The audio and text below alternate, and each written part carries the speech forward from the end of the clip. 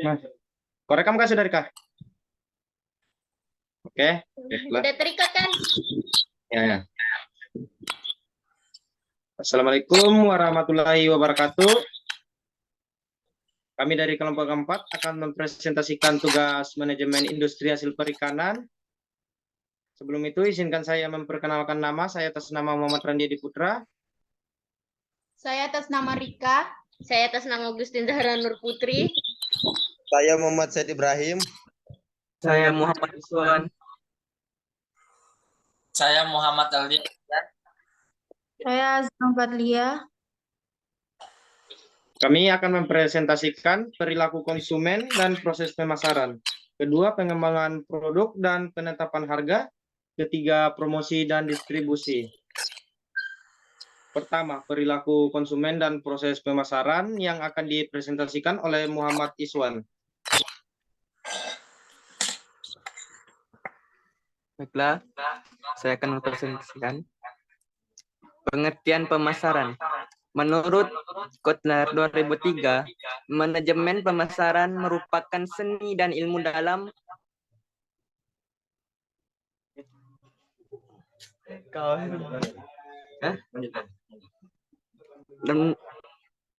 dalam memilih target pasar, meraih, menjaga, dan mengembangkan konsumen melalui pengkreasian, perkomunikasian, dan pengantaran nilai konsumen yang tinggi, superior. Adapun konsep inti pemasaran, yaitu kebutuhan, keinginan, dan permintaan, produk, nilai biaya, dan kepuasan, pertukaran dan transaksi, hubungan dan jaringan, pasar, dan pemasar, dan prospek.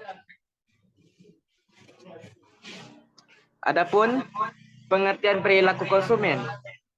Perilaku konsumen merupakan hal yang mendasari konsumen membuat keputusan pembelian ketika memutuskan akan membeli suatu barang atau produk. Pengertian perilaku konsumen menurut Kotler dan Keller 2008, perilaku konsumen adalah studi tentang bagaimana individu, kelompok, dan organisasi memilih, membeli, menggunakan, dan bagaimana barang, jasa, ide, atau pengalaman untuk memuaskan kebutuhan dan keinginan mereka. Adapun model keputusan konsumen, yaitu proses keputusan konsumen dalam membeli atau mengonsumsi produk dan jasa akan dipengaruhi oleh 3 faktor utama, yaitu 1. Kegiatan pemasaran yang dilakukan oleh produsen dan lembaga lainnya. Yang kedua, faktor perbedaan individu konsumen. Yang ketiga, faktor lingkungan dan konsumen. Kemudian selanjutnya akan dipresentasikan oleh Muhammad Aldiansa.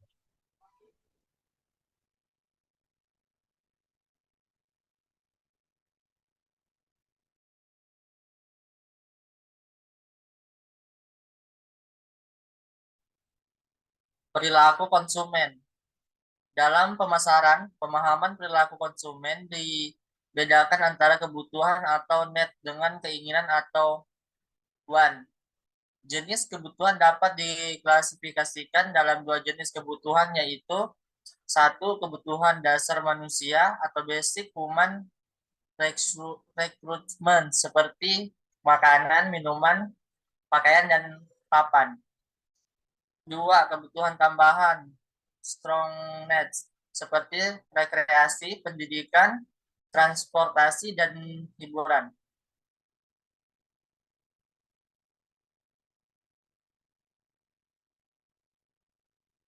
Selanjutnya, segmentasi pasar dan penetapan target. Pada prinsipnya, setiap produsen sulit untuk memenuhi kepuasan semua golongan orang. Sebagai contoh, jasa pendidikan terkelompokkan menjadi beberapa jenis, berdasarkan jenis pendidikan, pendidikan umum dan pendidikan khusus, pendidikan formal dan non-formal, usia, dan kemampuan finansial. Dalam penetapan target, konsumen dikenal dengan konsep STP, yaitu segmenting, targeting, dan positioning. Dalam melakukan segmentasi pasar, diantaranya perlu diperhitungkan beberapa aspek berikut. Satu, aspek demokratif, yaitu antaranya meliputi pertumbuhan penduduk, pendidikan, jenis pekerjaan, umur, jenis kelamin, agama, ukuran, dan keluarga. Dua, aspek psikokraft, yaitu diantaranya meliputi gaya hidup, kepribadian. Ketiga, aspek geograf, yaitu diantaranya meliputi iklim, kepadatan penduduk, daerah, atau regional. Aspek tingkah laku, yaitu diantaranya adalah perilaku konsumsi, orientasi, benih yang dicari. Kemudian selanjutnya akan dibacakan oleh Rika. Bauran pemasaran. Setelah ditetapkan target pasar, maka biasanya ditindaklanjuti dengan perancangan bauran pemasaran atau marketing mix. Profesor Jeremy McCarthy dan Herbert Bussey School pada tahun 1960-an mempertegas lagi bahwa marketing mix terdiri dari 4 elemen atau sering disebut 4P, yaitu produk atau produk, price atau harga, plans atau distribusi, promoting atau promosi. G. Riset pemasaran. Riset pemasaran merupakan alat bantu untuk pelaku manajemen dalam mengumpulkan data yang diperlukan pada saat pengambilan keputusan pemasaran. Riset pemasaran merupakan proses dan kegiatan sistematis yang meliputi desain, pengumpulan, analisis, dan pelaporan data untuk mendapatkan gambaran yang relevan mengenai situasi pemasaran secara spesifik yang dihadapi perusahaan. Kemudian selanjutnya akan dibacakan oleh Agustin.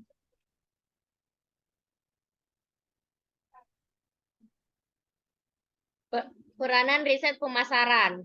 Riset pemasaran, input informasi terbagi menjadi 3. Yang pertama, penetapan sasaran atau pemasaran. Perencanaan pemasaran dan implementasi. Evaluasi kinerja pemasaran. Pengembangan produk dan penetapan harga. A. Konsep produk. Dalam mengkonsep produk, maka perlu didefinisikan fitur atau karakteristik produk dan benefit atau manfaat produk.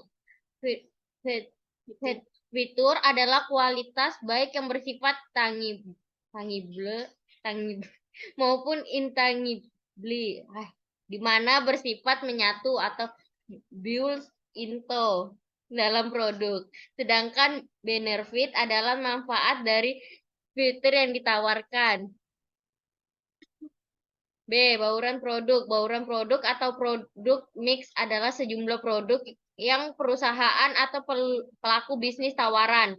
Seringkali perusahaan atau pelaku bisnis tidak hanya mengandalkan satu produk atau single produk, namun mengembangkan lebih dari satu produk atau multi produk. Selanjutnya akan dibacakan oleh Aziza.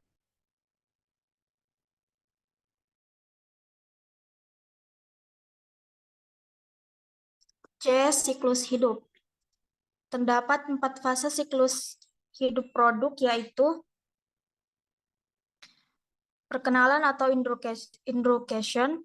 Pada fase ini produk memasuki fase awal, di mana produk cenderung belum terlalu banyak dikenal sehingga omset penjualannya juga masih rendah. Yang kedua, pertumbuhan atau growth. Pada fase ini, produk sudah dikenal dan diterima oleh konsumen. Oleh karena itu terjadi pertumbuhan omset penjualan yang signifikan. Yang ketiga, matang atau matur. Pada fase ini penjualan masih bertumbuh namun mulai melambat. Selain itu, pada fase ini penjualan merupakan yang tertinggi dibanding fase lainnya, sehingga berpotensi pula meraih keuntungan yang tinggi. Keempat, menurun atau decline. Setelah fase matang, maka memasuki fase menurun. Pada fase ini penjualan dan keuntungan mulai secara berkelanjutan mengalami penurunan.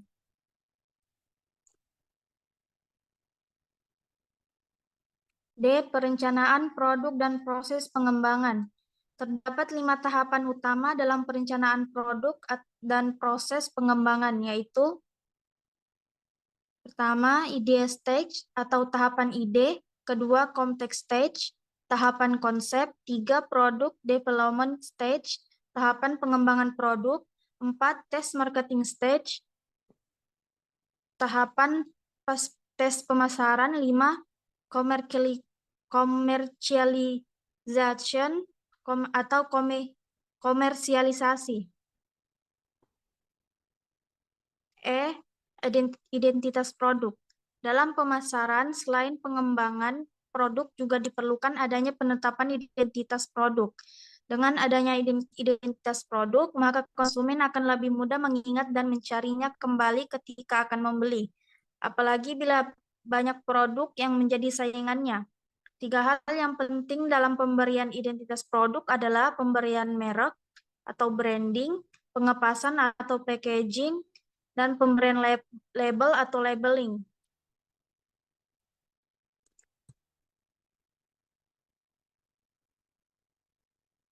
F. Penetapan harga. Penetapan harga juga merupakan tahapan krusial dari pemasaran. Penetapan harga atau pricing sebaiknya mengacu pada pertimbangan internal atau perusahaan dan pertimbangan eksternal. Pada prinsipnya, harga tidak harus serendah mungkin, namun yang penting adalah reasonable price, atau harga yang dinilai wajar oleh konsumen dengan tetap memperhatikan harga yang berlaku di pasaran.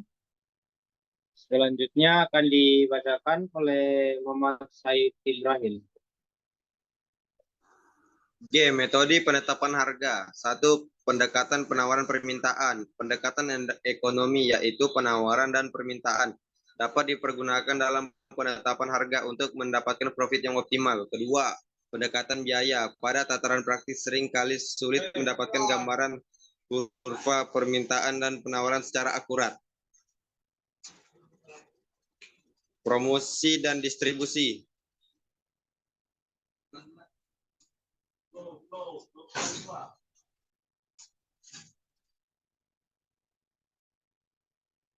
Tujuan dan jenis promosi. Sasaran dari promosi antara lain adalah untuk meningkatkan penjualan, peningkatan daya terima produk baru, posisi positioning maupun membangun citra perusahaan. B. Perencanaan promosi. Dalam membuat rencana promosi, pihak manajemen perlu menetapkan sasaran dan strategi promosi. Selanjutnya diikuti dengan penetapan kombinasi program promosi atau bauran promosi yang terintegrasi.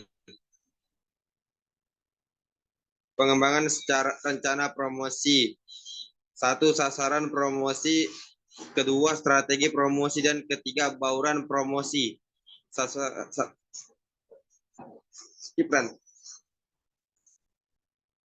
Bauran promosi atau promosi mix merupakan kombinasi cara dalam mempromosikan produk, yaitu antara lain meliputi iklan, penjualan personal, promosi penjualan atau sales, publikasi, dan public relations. Dalam penentuan bauran promosi, maka diperlukan pertimbangan seperti anggaran, karakteristik, target pasar, dan siklus hidup produk.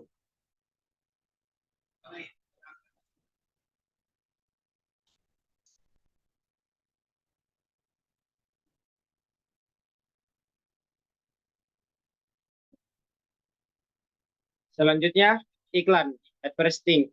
Iklan merupakan bentuk komunikasi yang di dalamnya seringkali terdapat upaya persuasi kepada calon konsumen untuk membeli atau mengkonsumsi barang atau jasa yang ditawarkan. Iklan merupakan komunikasi non-personal karena komunikasi dengan menggunakan bersifat massal. Penjualan personal, personal selling. Penjualan personal merupakan alat promosi yang dilakukan dengan cara petugas penjualan, salesperson, mengkomunikasikan kepada konsumen potensial secara personal atau one on one. Promosi penjualan atau sales promotion. Promosi penjualan merupakan kegiatan informasi yang bersifat jangka pendek untuk mendorong atau menstimulus konsumen untuk membeli atau menjalin kerjasama dengan distributor maupun agen. Publikasi dan public relation. Publikasi merupakan alat promosi di mana informasi yang ingin disampaikan disalurkan melalui mass media.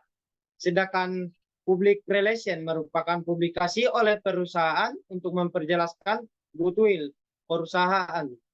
Biayanya, public relation dilakukan untuk menjelaskan kepada masyarakat mengenai komitmen perusahaan terhadap etika bisnis maupun memperbaiki citra perusahaan yang sedang disudutkan oleh masalah tertentu yang sensitif bagi citra perusahaan dan dapat mempengaruhi penjualan perusahaan.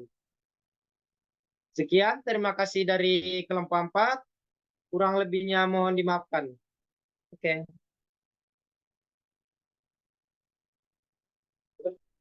Tutup. Sudah Kak Rika?